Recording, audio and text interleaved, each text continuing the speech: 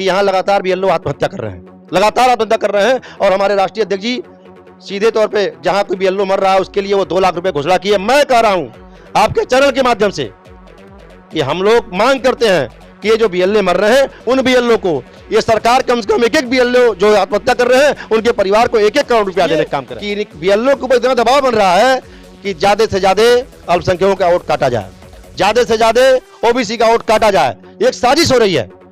ये बीएलओ के ऊपर मानसिक दबाव बनाया जा रहा है कि ज्यादा से ज्यादा समाजवादी विचारधारा के वोटरों को काटो। अब वो तैयार जब नहीं हो रहे, बैलेट से समाजवादी पार्टी हर जगह जीत गई है। अभी पिछला चुनाव भी देख लीजिए, बैलेट पे समाजवादी पार्टी जीत जाती है, ईवीएम में सारा खेल ईवीएम से होता है। अभी ईवीएम हट जाए, इनका पता नहीं चलेगा कहां गए हैं, कहां चले। घोटाले के बाद ईवीएम में घोटाला करने के बावजूद हम लोग इतना मुस्तैद हैं, वोट के अंतर इतने ज्यादा हो जाते हैं कि ये लोग वहां पे फेल हो जाते हैं। यद्यपि ये लोग सातिराना दिमाग लगाए हुए हैं और हम लोग भी पूरी मुस्तैदी से कमर कस के लगे हुए हैं कि इनकी चाल हम उत्तर गठबंधन चुनाव आयोग से है, बीजेपी का गठबंधन ईडी से है, बीजेपी का गठबंधन सीबीआई से है। तो बीजेपी जो गठबंधन है, बीजेपी गठबंधन तो ईडी मेरे साथ है, सीबीआई मेरे साथ है, चुनाव आयोग मेरे साथ है, ईवीएम मेरे साथ है, तो कोई क्या कर लेगा। ये ईवीएम, ईडी, सीबीआई वो चुनाव के पहले ही वो बोल दे रहे हैं कि मैं उतना सीट जीत रहा हूं, इतना सीट जीत रहा हूं। अरे भैया ये क्या हो रहा है, हिंदुस्तान में हो क्या रहा है।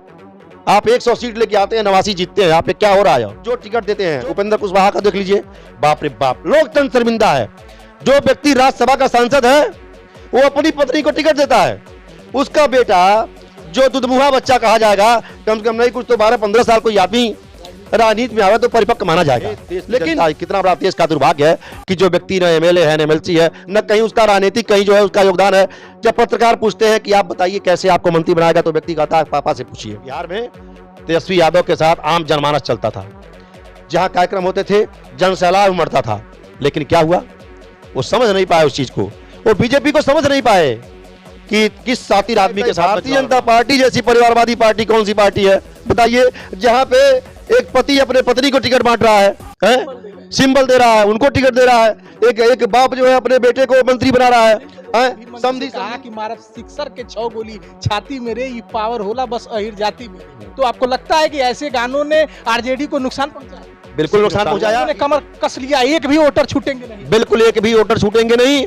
और हम लोग जितने हमारे वोटर हैं 100% सबको जो है मतदाता बनाने का काम कर रहे हैं। और हम लोग जनमानस में लग चुके हैं, मैं अपने क्षेत्र में लग चुका हूं, और जहां मेरी पार्टी ने जिम्मेदारी मुझे राष्ट्रीय अध्यक्ष दिया है वहां भी लगा हुआ हूं पूरी मुस्तैदी के साथ। जहां मेरी पार्टी ने मुझे जिम्मेदारी दिया है उस जिम्मेदारी का 10,000 में क्या मिलता है।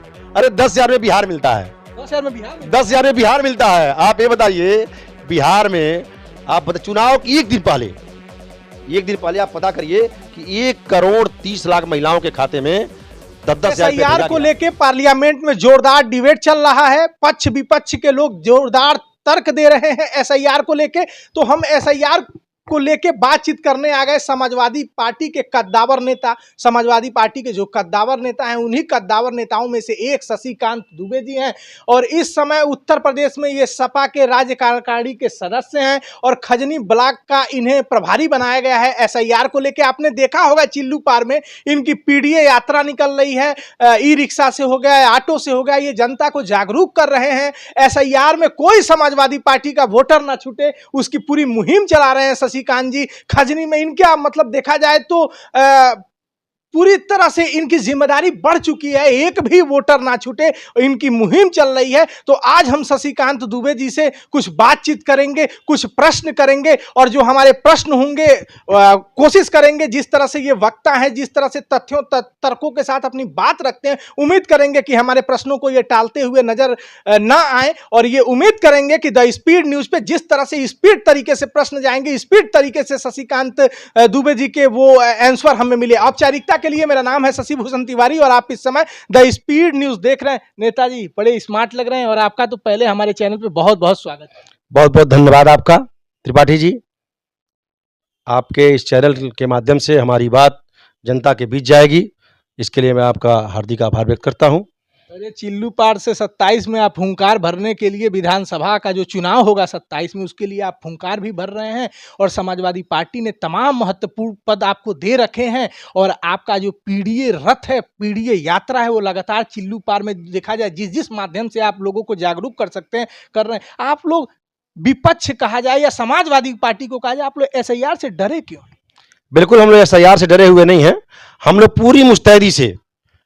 पूरी मुस्तैदी से एसआईआर को लेकर सतर्क है, जबकि वर्तमान सरकार भारतीय जनता पार्टी की एक साजिश है। इसमें एसआईआर को लेकर एक बहुत बड़ी साजिश है, लेकिन जो साजिश इन लोगों ने बिहार में किया, वो साजिश हम लोग उत्तर प्रदेश में नहीं करने देंगे। ऐसी साजिश इन लोगों ने बिहार में चुनाव के पहले एसआईआर लागू किया और वहां पे समथिंग 8 लाख वोट थे वहां पे, और उसमें इन्होंने करीब 65 लाख वोट एसआईआर के माध्यम से वहां विपक्षियों 7 करोड़ 89 लाख वोटर थे। समथिंग 8 लाख, हाँ something 8 crore, sorry something 8 crore वहां पे वोट थे, और उसमें 65 लाख वोट इन लोगों ने फर्जी तरीके से वहां से कटवा दिया।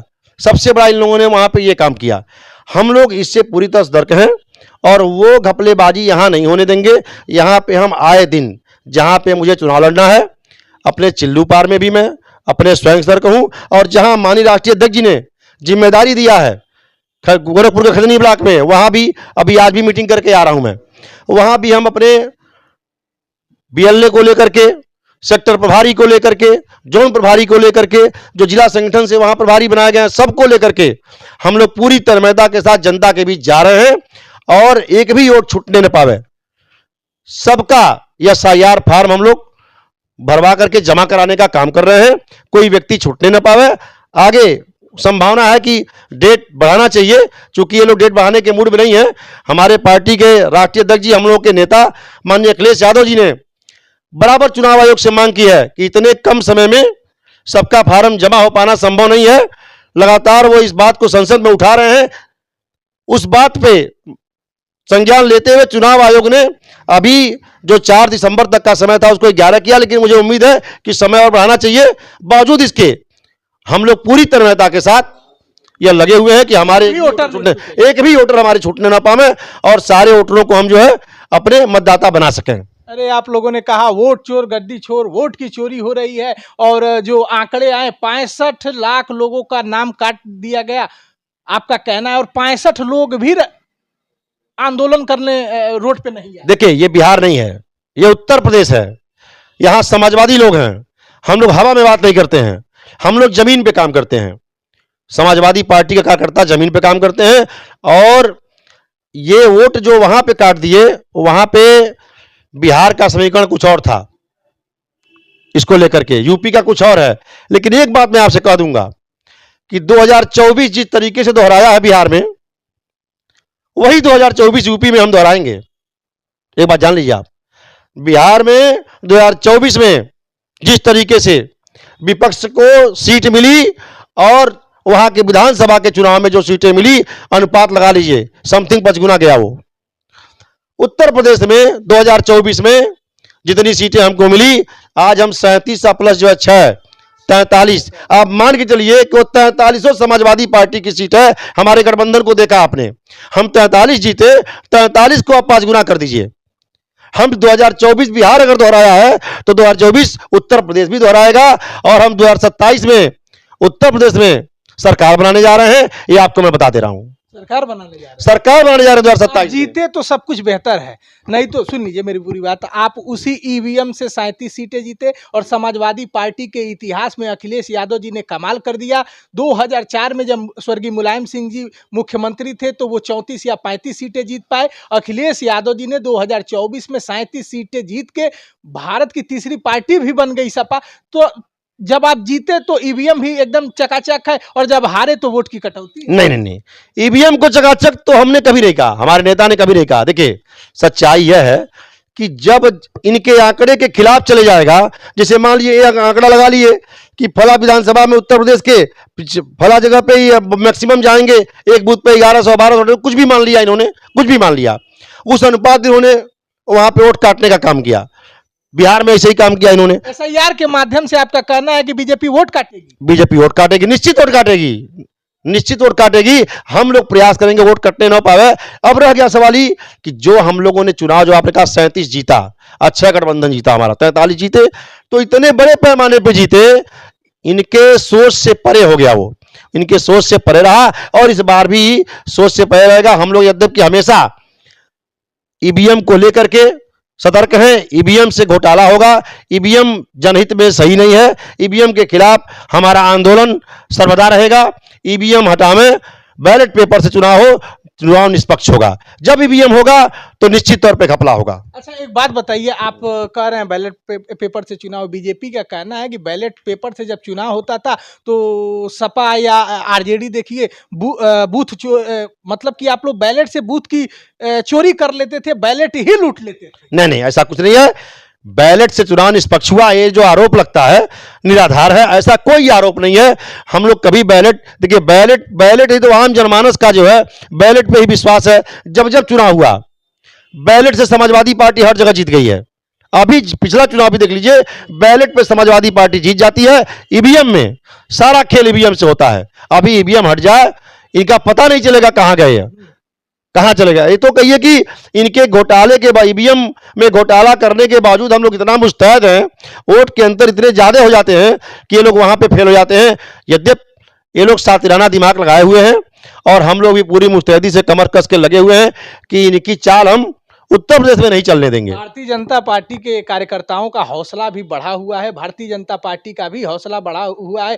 जिस तरह से लोकसभा के चुनाव में भारतीय जनता पार्टी ने नारा दिया अब की बार 400 पार और जनता ले आई 240 पे, तो बीजेपी का कहना है कि कांट की हांडी बार बार नहीं चढ़ेगी। मतलब आप लोगों ने आरक्षण खत्म हो जाएगा, संविधान खत्म कर दिया जाएगा, जो नरेटिव चला है, बीजेपी ने कहा हम लोग सब कुछ ठीक कर लिए हैं। देखिए 24 के बाद चुनाव हुआ, हम महाराष्ट्र जीते, हरियाणा जीते, 27 साल का सूखा समाप्त हमने दिल्ली में किया, हमने बिहार जीता। आप लोग घबराए हुए हैं। बीजेपी का कहना है बिहार तो झांकी है, यूपी बंगाल बाकी है। बिल्कुल गलत। बीजेपी ये सपना देख रही है, बीजेपी सपना देख रही है। हाँ, बीजेपी के पास एक चीज है, बीजेपी जो षड्यंत्र करके, वो एसआईआर का षड्यंत्र हुआ।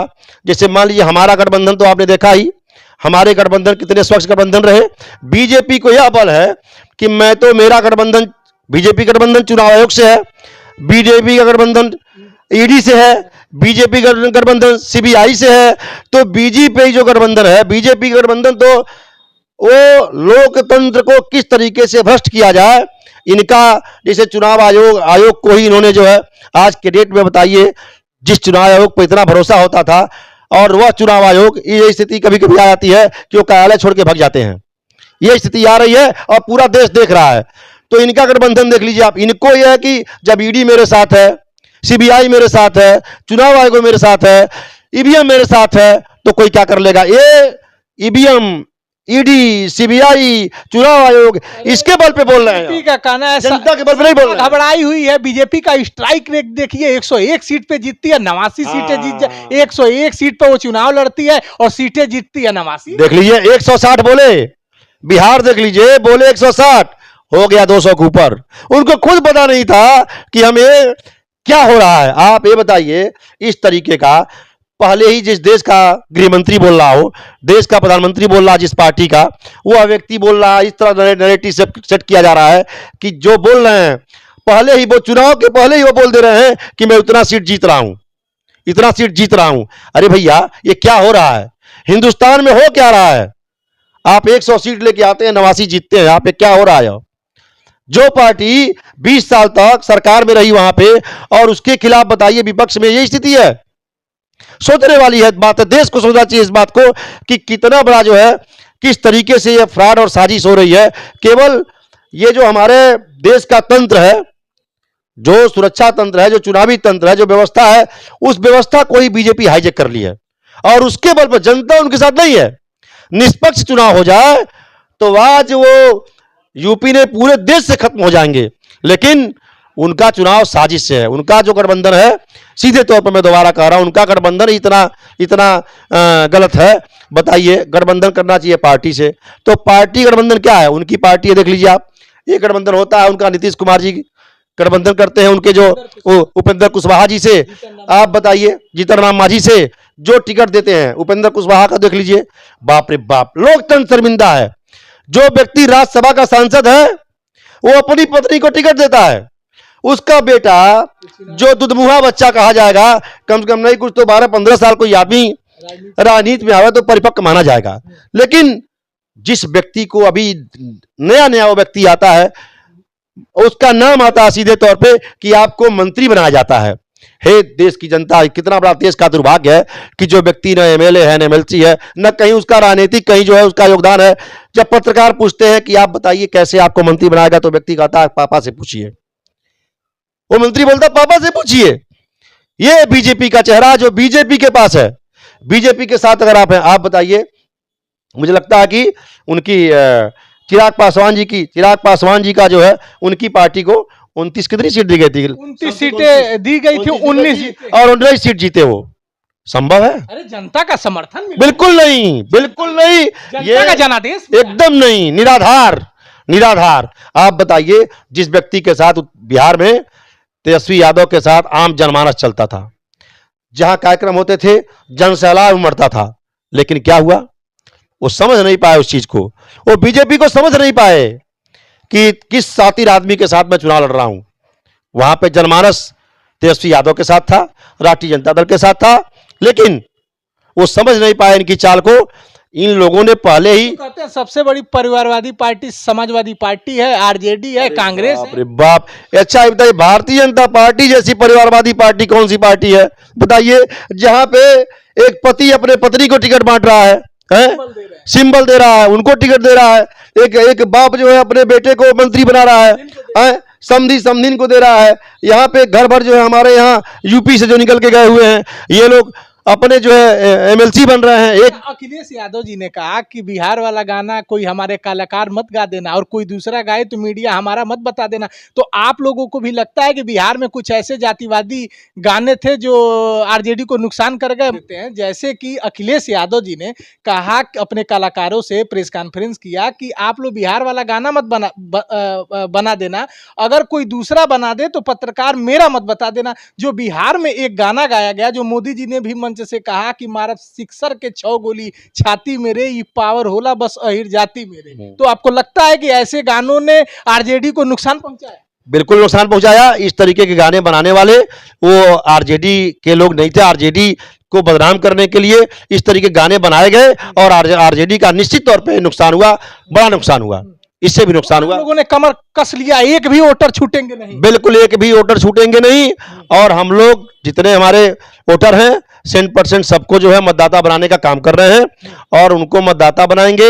हम लोग जनमानस में लग चुके हैं, मैं अपने क्षेत्र में लग चुका हूं और जहां मेरी पार्टी ने जिम्मेदारी मुझे राष्ट्रीय अध्यक्ष ने दिया है वहां भी लगा हुआ हूं पूरी मुस्तैदी के साथ।